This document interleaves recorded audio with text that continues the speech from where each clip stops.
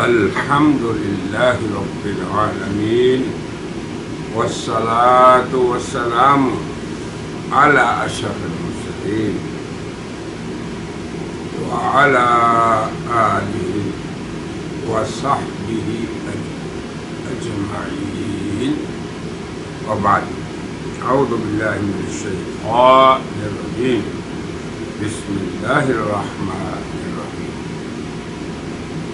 والفجر وليال عشر والشفع والوتر.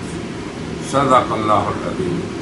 سامعین ناظرین، مکہ مکرمہ سے آج کا میرا خطاب حجاج کے ساتھ خاص ہے، ان کو بھی شامل ہے، مگر مخصوص وہی نہیں بلکہ اس کائنات ہستی میں جہاں بھی چاند طلوع ہوتا ہے، سورج نکلتا ہے، شب و روز آتے ہیں، جہاں بھی وہاں کے رہنے والے ہر مسلمان سے، اور وہ ہے کہ ذوالحجہ کے پہلے 10 ایام ان کی کیا فضیلت ہے۔ یہ ایام مکے میں بھی آتے ہیں، مکے کے رہنے والوں اور یہاں پہ باہر سے آنے والے حجاج سب پہ آتے ہیں، اور جن ملکوں سے وہ آتے ہیں وہاں کے رہنے والوں پہ بھی آتے ہیں۔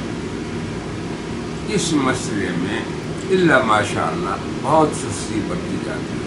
10 دن معمولی چیز نہیں، ایک مدت ہے کہ ہماری زندگی میں آئیں اور ہمارے اندر کوئی تبدیلی نہ ہو ان دنوں سے پہلے کے ایام میں۔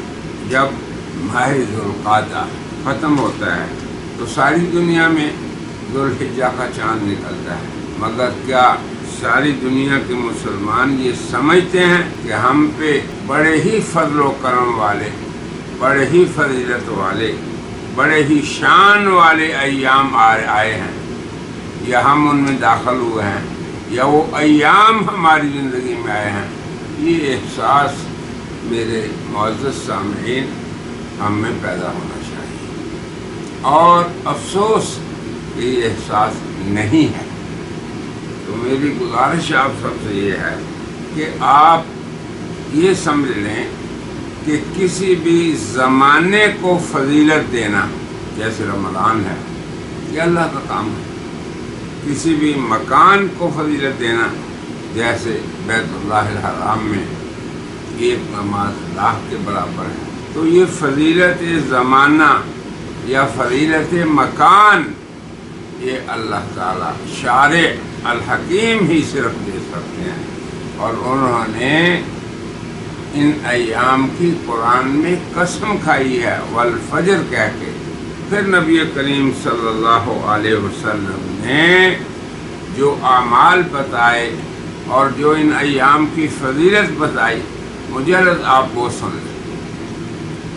نبی کریم صلی اللہ علیہ وسلم نے ان ایام کی کیا فضیلت بتائی؟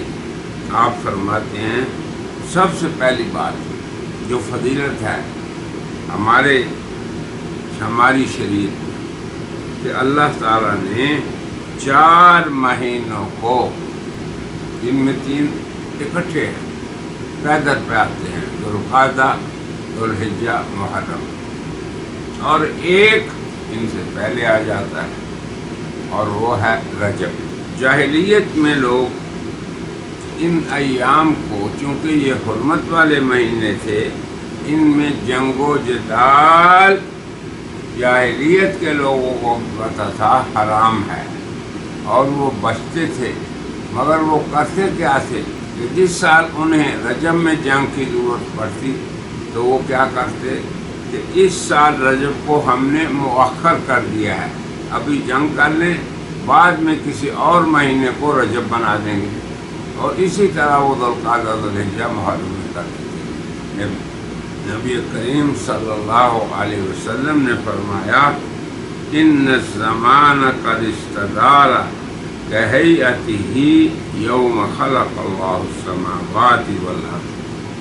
یہ زمانہ پھر دوبارہ اسی طرح لوٹ گیا ہے، یعنی ایام اپنی جگہ پہ ہیں، رجب اپنی جگہ پہ ہے، ذوالقعدہ اپنی جگہ پہ ہے، ذوالحجہ اپنے زمانے میں ہے، محرم اپنے وقت پہ ہے، یہ مطلب ہے۔ اور اللہ تبارک و تعالیٰ نے ان ایام میں عمل کی فضیلت کیا بتائی؟ نبی کریم صلی اللہ علیہ وسلم فرماتے ہیں مل عمل فی ایام العشر، ان 10 دنوں میں کوئی عمل بھی افضل من العمل فی ہذہ، کسی دن میں اس کے سوا اتنا افضل نہیں جتنا ان ایام میں۔ اب آپ نے صدقہ کیا یہ محتاجوں پہ، آپ نے انفاق کیا، خرچ کیا اپنے گھر والوں پہ، خرچ کرنا اپنے گھر والوں پہ، پھر اپنے دوست اور احباب پہ چاہے وہ اغنیاء ہوں، پھر آپ نے اللہ کے لیے کوئی نفل عبادت ادا کی، چاہے وہ نماز ہو، انفاق فی سبیل اللہ ہو، پھر آپ نے دوسرے انسانوں کے ساتھ کسی قسم کی نیکی کی، تو آپ نے فرمایا وَلَلْجِهَادُ فِي سَبِيلِ اللَّهِ۔ جب صحابہ نے پوچھا یا رسول اللہ آپ یہ فرما رہے ہیں کہ کوئی عمل کسی ایام میں اتنا افضل نہیں، تو کیا جہاد سے بھی افضل ہے یہ عمل؟ آپ نے فرمایا ہاں، وَلَلْجِهَادُ فِي سَبِيلِ اللَّهِ إِلَّا رَجُلٌ خَرَجَ يُخَاطِرُ بِنَفْسِهِ وَمَالِهِ فَلَمْ يَجِدْ، سوائے اس کے کہ جو اپنے مال اور جان سے نکلا اور پھر اس کو اللہ کے لیے لگا دیا۔ تو اب آپ یہ دیکھ رہے ہیں کہ آپ نے کس طرح رغبت دلائی، مکے والوں کو نہیں ہے یہ رغبت، صرف حاجیوں کو بھی ہے، مکے والوں کو بھی ہے، یہ پوری دنیا پہ اللہ کا فضل ہے، یہ پوری دنیا پہ جہاں رات اور دن نکل رہا ہے پوری دنیا کے مسلمانوں کو اللہ نے اپنی اس رحمت میں ان 10 ایام میں گھیرا ہوا ہے، ہم ہیں کہ توجہ ہی نہیں کرتے الا ماشاء اللہ۔ پھر آپ نے فرمایا ما من ایام اعظم عند اللہ، اللہ کے ہاں کوئی دن اتنا عظیم نہیں، ولا احب محبوب بھی نہیں، العمل فیہن، جن میں عمل صالح اللہ کو محبوب اور اللہ کو عظیم ہو۔ ومن هذه الایام العشر ذی الحجہ، جو عمل آپ ان 10 دنوں میں کریں۔ پھر آگے دیکھیں کیا فرمایا فَأَكْثِرُوا فِيهِنَّ مِنَ التَّسْبِيحِ، تسبیح کا کثرت سے پڑھیں۔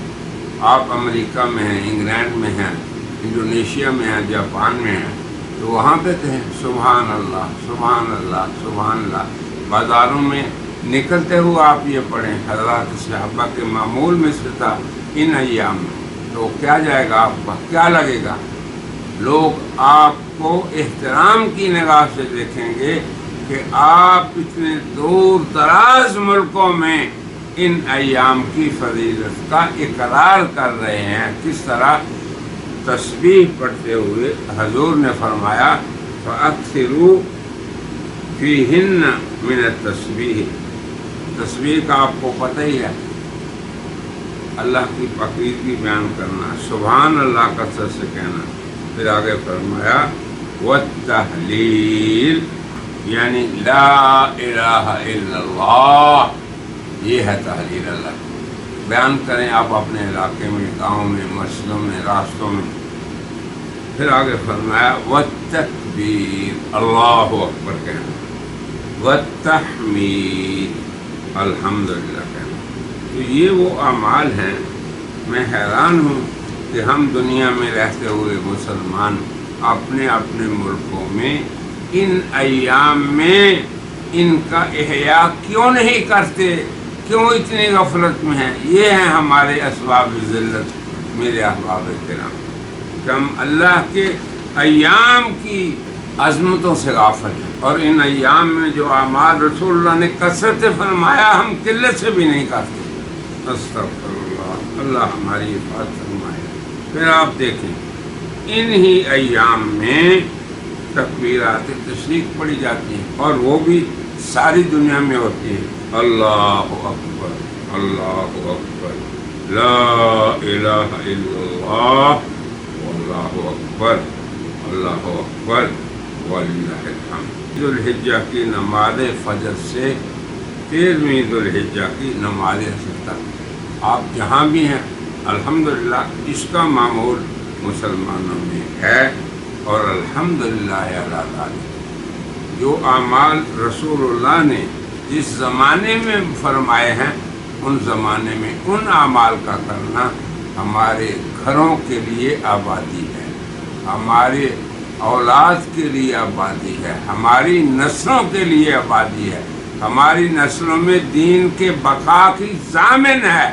یاد رکھیں میرے احباب کرام، اور ان موقعوں کو آپ غنیمت سمجھیں۔ پھر آگے دیکھیے کہ نبی کریم صلی اللہ علیہ وسلم فرماتے ہیں کہ ان 10 ایام میں جتنی اللہ کے ہاں عبادت عزیز ہے اور کسی دن میں نہیں۔ پھر فرمایا کہ ان ایام میں سے ہر دن کا روزہ 1 سال کے روزوں کے برابر ہے۔ یہ آپ پڑھ سکتے ہیں۔ روزہ صرف حاجی نہیں رکھیں، پوری دنیا میں جہاں بھی ہیں آپ، جب ذوالحجہ کا مہینہ آئے تو آپ یہ روزے رکھیں، اور خصوصاً یوم عرفہ کا،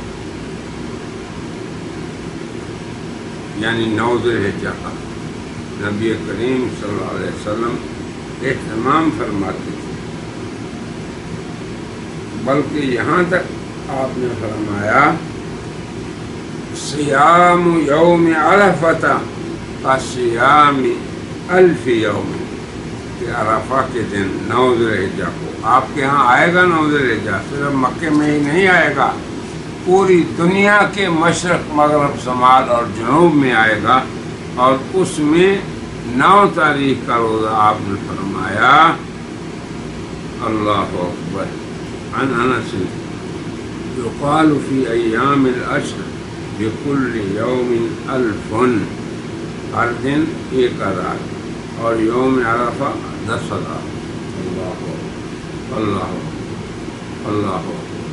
پھر آپ نے فرمایا، یہ بھی دیکھیں، یہ بھی عمل آپ پوری دنیا میں کر سکتے ہیں۔ آپ نے فرمایا من حفظ لسانہ، جس شخص نے اپنی زبان کی حفاظت کی، وسمعہ، کان کی، زبان سے کوئی خلاف شرع کلمہ نہیں کہا، اس کی زبان پہ تسبیح، تحمید، تحلیل، تکبیر، یہ 4 چیزیں ہیں جو حضور نے فرمائی ان ایام میں پوری دنیا میں۔ غفر اللہ من عرفۃ الی عرفہ، عرفہ کا دن 9 ذوالحجہ کو ہے، تو جس نے 9 ذوالحجہ کو اپنی زبان، کان اور اپنی آنکھ کی حفاظت کی تو اللہ اسے عرفہ کے دن سے اگلے عرفہ تک معافی دے دے۔ یہ دیکھیں کتنی بڑی فضیلت، تو یہ کام ساری دنیا کے مسلمان کر سکتے ہیں۔ پھر آپ نے فرمایا، یہ بھی دیکھیں، ما من یوم اکثر من ان یعتق اللہ فیہ عبدا من النار من یوم عرفہ، کہ کوئی دن پورے سال میں ایسا نہیں گزرتا جس میں اللہ اپنے بندوں کو آگ سے چھٹکارا نہ دیتے ہو جتنا کہ آپ عرفے کے دن چھٹکارا دیتے ہیں۔ تو یہ گویا خلاصی کا دن ہے، جہنم سے آزادی کا دن ہے، پوری دنیا کے مسلمان اس سے فائدہ اٹھائیں۔ پھر آپ کو خبر ہے کہ قربانی ایک ایسا عمل ہے، یہ بھی پوری دنیا کے مسلمان کرتے ہیں، اور آپ نے فرمایا کہ قربانی کے دن قربانی کرنے سے زیادہ اور کوئی دوسرا عمل اللہ کے ہاں محبوب، اور یہ بھی فرمایا کہ جو لوگ قربانی کرنا چاہیں فلا یأخذن شعرا ولا یقلمن ظفرا، کہ وہ نہ بال کاٹیں نہ ناخن کاٹیں۔ دیکھو کیسا اللہ تعالیٰ نے پوری دنیا کے مسلمانوں کو ان اعمال جو اشہر الحجہ کے ہیں سب میں جوڑ کے ایک امت بنا دی. ان هذه امتکم امۃ واحدہ، کہ میری یہ امت ایک امت ہے، وانا ربکم، اور میں تمہارا رب. اللہ سے دعا ہے کہ اللہ تعالیٰ وحدت کے ان تمام اسباب کو جو اصل میں عبادات ہیں اور ایسے اعمال ہیں کہ پورے سال میں ان اعمال کی اتنی فضیلت نہیں جتنی ان ایام میں ہے، اللہ ہمیں کرنے کی توفیق عطا فرمائے. وآخر دعوانا